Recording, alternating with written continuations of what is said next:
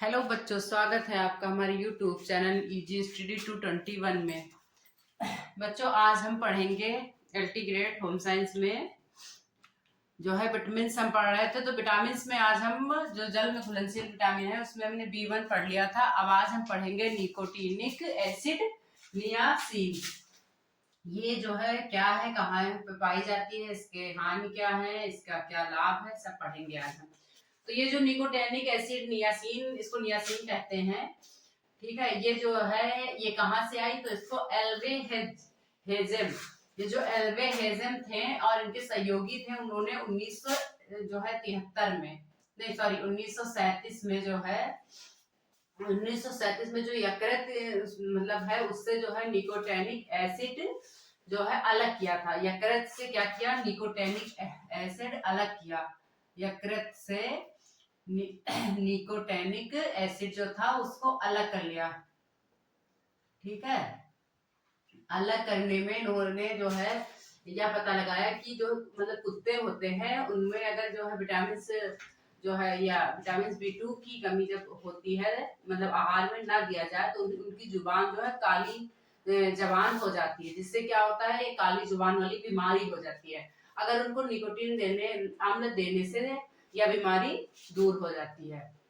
तो जो अगर मतलब ये जो है कुत्तों पे सर्च करके ये निष्कर्ष निकाला गया कि निकोटीन मतलब उसी तरह मनुष्य में जो है मतलब इसकी कमी से प्लेग्रा नाम की बीमारी होती है।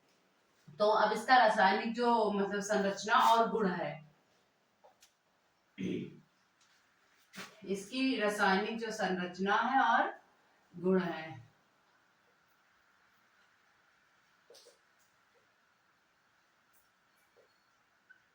और गुण। तो बच्चों, इसके जो रासायनिक संरचना और गुण है, ये निकोटेनिक अम्ल में पायरीडीन न्यूक्लियस है। मतलब इसका जो ये है जो निकोटेनिक जो है, निकोटेनिक ये किससे मिलता है, तो ये जो है ये अम्ल जो है पायरीडीन से मिलता है, ठीक है। इससे जब ये मिलता है तो न्यूक्लियस, ये सब नाम नोट कर लीजिएगा, ये मोस्ट इंपॉर्टेंट नाम है, न्यूक्लियस है। या पानी में जब मतलब पानी में बहुत कम ही घुलनशील होता है। जब इसको 60 ml पानी और जो है मतलब 60 ml पानी पर 25 डिग्री सेल्सियस पर इसको मतलब केवल 1 ग्राम निकोटेनिक मतलब निकोटाइनिक माइंड जल से अत्यधिक घुलनशील होता है।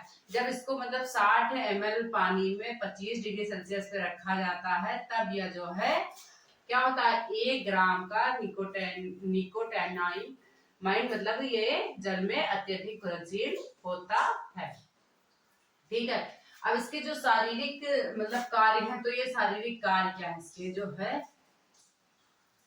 इसके शारीरिक कार्य में सबसे पहला जो है वो है त्वचा, आंत और स्नायुविक प्रणाली के सुचारू रूप से कार्य करने के लिए मतलब इसका मतलब इसके कार्य है, इसका जो मतलब महत्व है शरीर में, तो त्वचा के लिए हो गया, आंत के लिए हो गया, और स्नायुविक के लिए हो गया, और प्रणाली के सुचारू रूप से स्नायुविक जो प्रणाली होती है उसको सुचारू रूप से कार्य करने के लिए हो गया। तो निकोटेनिक अम्ल आवश्यक है इन सब चीजों के लिए। निकोटेनिक अम्ल में 2 सहयोगी जो है एंजाइम का एक हिस्सा है, जो कि कार्बोहाइड्रेट और वसा प्रोटीन के चयापचय के लिए आवश्यक है। किन किन चीजों के लिए, कार्बोहाइड्रेट वसा और प्रोटीन के चयापचय के लिए जरूरी है क्या ये, ठीक है। तो ये हो गए इसके शारीरिक कार्य। अब इसकी कमी के क्या प्रभाव है, जब इसकी मतलब मतलब कमी हो जाती है तो क्या दिक्कत होती है। तो निकोटीन की कमी से मनुष्यों में जो है प्लेग्रा नाम की बीमारी हो जाती है। कौन सी बीमारी हो जाती है, प्लेग्रा नाम की बीमारी मनुष्यों में हो जाती है। तो मनुष्यों में जब प्लेग्रा नाम की बीमारी हो जाती है तो इसमें क्या होता है, इसके 3 प्रमुख लक्षण होते हैं। वो तीनों लक्षण कौन कौन से होते हैं, तो पहला होता है जो है डर्मेटाइटिस। ठीक है। और इससे ये मतलब बीमारी के लक्षण है। दूसरा है पतले दस्त, पतले दस्त। और तीसरा है डिमेंशिया, डिमेनेशिया, ठीक है, डिमेनेशिया। इसको क्या कहते हैं, इसमें जो है क्या होता है, इसमें भुलक्कड़पन और पागलपन और पक्षाघात जैसी दिक्कतें आती है डिमेनेशिया में। ये एक प्रकार की बीमारी है जो कि लोगों में होती है। किसकी वजह से होती है, जब ये प्लेग्रा नामक बीमारी होती है तो उस जैसे लोग कहते हैं प्लेग्रा नाम की बीमारी हो गई है, तो जो अंदर मतलब किस वजह से होती है, तो उसका नाम मतलब डिमेनेशिया, मतलब इसका मतलब है इसमें क्या होता है, इसमें लोग भुलक्कड़पन का शिकार हो जाते हैं, पागलपन मतलब पागल हो जाते हैं, और क्या होता है पक्षाघात जैसे इसमें दिक्कतें आती हैं। इनमें जो है प्रमुख जो मतलब दो चीजें हैं उसमें है डर्मेटाइटिस, जो समान रूप से क्या है फैलती है। जो ये डर्मेटाइटिस है ये वाली, ये समान रूप से ज्यादा फैलती है। क्या मतलब हाथ पांव और गर्दन पर विशेष रूप से होती है।